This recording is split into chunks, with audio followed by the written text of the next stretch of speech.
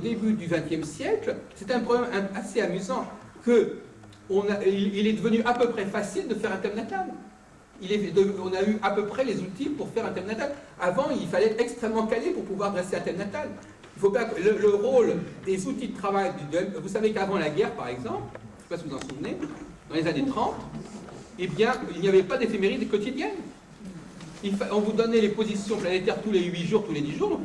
Alors, imaginez ce que c'est. Déjà aujourd'hui, c'est pas facile, mais vous imaginez, on vous dit voilà, Jupiter était à tel endroit le 1er janvier, le 10 janvier, il était à tel endroit. Bon, vous voulez une naissance le 5 janvier, débrouillez-vous pour savoir où était la planète. Bon, eh bien, je vous assure que c'était pas triste, on est très loin. Donc, si vous voulez, c'est évident qu'il y a une démocratisation de l'astrologie avec l'amélioration des outils de travail. Et ça aussi, ça explique que petit à petit, on est revenu à une astrologie scientifique, parce que cette astrologie scientifique, elle est devenue praticable parce qu'il y a aussi l'éducation. Les femmes ont été de plus en plus à l'école, etc. Et donc le niveau scolaire général de la population française s'élevant, le fait d'accéder à l'astrologie est devenu de plus en plus facile. Mais pendant très longtemps, il fallait des succès d'années d'astrologie. Alors la question que je pose, c'est les rapports entre astrologie. Vous savez que dans la pratique actuelle, beaucoup de gens qui pratiquent l'astrologie pratiquent aussi autre chose, pratiquent le tarot, pratiquent autre chose. Donc ce qui m'intéresse, c'est qu'on aborde ce soir cette question de comment l'astrologie arrive à cohabiter avec d'autres formes de savoir divinatoire. L'astromancie, vous voulez dire. Soit l'astromancie, soit chez des gens qui pratiquent alternativement le tarot, la numérologie, etc. Les relations qu'entretient l'astrologie avec tout ce champ des disciplines divinatoires ou occultes, parce que justement, ça aussi c'est du domaine du féminin d'une certaine manière. Hein. C'est le même problème. Est-ce que quand on va voir un astrologue, pourquoi? Il y a une autre question intéressante, c'est pourquoi va-t-on préférer un astrologue à un tarologue ou un voyant, par exemple? C'est aussi une façon Ce sont des choix personnels. Oui, il y a déjà des choix personnels, mais il y a aussi la tradition encore, Jacques, on va revenir au féminin et du masculin, parce que c'est a priori le débat de ce soir, la femme et l'homme. En ce qui concerne les créations, telles qu'elles soient, que ce soit l'astrologie en soi, telle qu'on la pratique, qu'on l'a découverte, à quelle époque on ne sait pas exactement. Monsieur l'historien en chef pourra dire, personne ne sait qui a créé la première mancie ou astrologie préhistorique. On ne sait pas si ça vient d'un homme ou d'une femme. Ça, c'est une question judicieuse que j'ai potassée pendant de nombreuses années. Je suis encore jeune, mais j'ai réfléchi encore longuement. Donc déjà, on ne peut pas dire que la mancie, l'astrologie, l'astromancie ou la tarologie, la cartomancie, la géomancie, j'en passe, nous viennent d'une femme ou d'un homme. Dans l'histoire, je ne sais pas s'il y a des historiens dans la salle qui pourraient me révéler.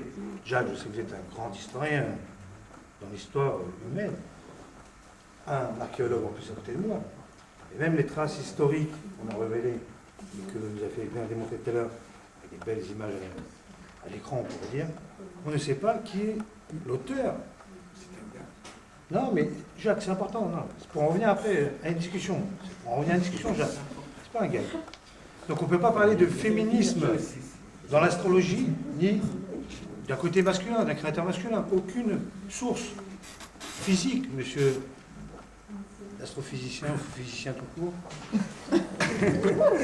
ne peut donner une preuve de la création, en fait, dans l'Antiquité. On peut prouver qu'il n'y a pas d'éléphant rose au plafond, je veux dire. Jacques, Si, il y en a, j'en ai vu. Jacques, ça non, ça c'est une image que vous vous donnez. Mais on parle d'origine, moi j'aime bien la tradition. Donc la question est, d'où nous vient l'astrologie? Est-ce qu'elle est masculine, féminine? Personne de nos jours ne peut répondre.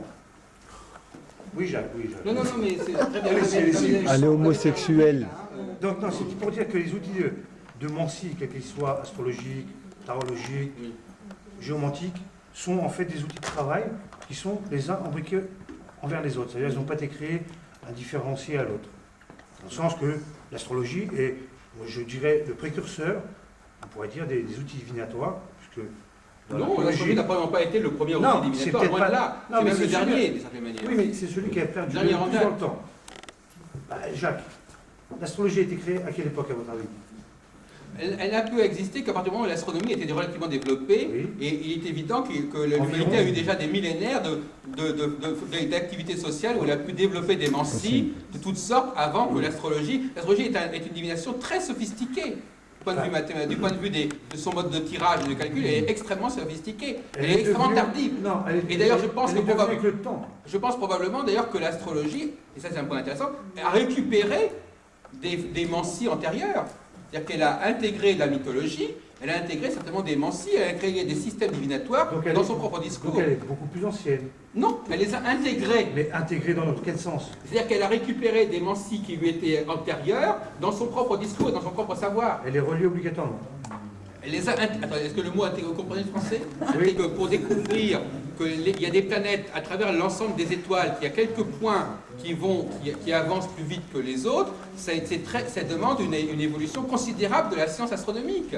Non, c'est essentiel que vous compreniez que l'astrologie n'a pu naître que lorsque l'astronomie a atteint un niveau de sophistication très élevé.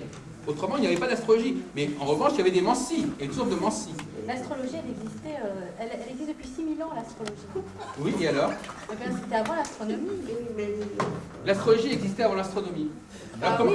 alors comment pouvez-vous élaborer une astrologie où on ne connaisse pas les planètes? Mais oui, mais après, il faut prendre le contexte, parce que bon, à l'époque, l'être humain n'était pas comme nous maintenant. Ils avaient encore la clairvoyance à l'époque. Tout ce qui était au niveau des... Enfin, justement, au niveau de l'ère de l'Égypte et tous les mages astrologues avaient une position très importante. Mais c'était pas l'être humain comme on est maintenant. Notre pensée n'était pas comme elle est maintenant. Enfin, faut resituer. Enfin, on a évolué. Et à l'époque... Je comprends ce qu'elle veut dire, Jacques. C'est-à-dire qu'il est possible de... Non, mais répétez un petit peu ce qu'on vous dit. C'est-à-dire qu'il est possible de concevoir une forme d'astrologie un petit peu archaïque qui se base uniquement sur l'observation de la cyclicité du Soleil et de la Lune. Et il n'y avait pas forcément de concept astronomique. Vous n'allez pas contredire ça, Jacques. Il n'y avait pas forcément cette astrologie-là, c'est pas la nôtre. Hein. Non, mais il n'y avait pas forcément de concept astronomique, tels que les lois de Kepler et d'autres, sur le champ gravitationnel ou tout ce que vous voulez. Il y a des spécialistes. Mais même le fait de s'intéresser à Mars, Jupiter et Saturne exige une très grande on parle sophistication. de mancie, Jacques. Est-ce qu'il y avait une possibilité de voir des pratiques manciennes, entre guillemets, avant même l'existence de l'astronomie? Absolument. Alors vous disiez le contraire il y a 2000. Oui, non, mais vous ne comprenez. Enfin, c'est incroyable. C'est enregistré. Hein, Non, mais écoutez, je n'arrête pas. J'ai dit que l'astrologie avait intégré et récupéré des mancies qui lui étaient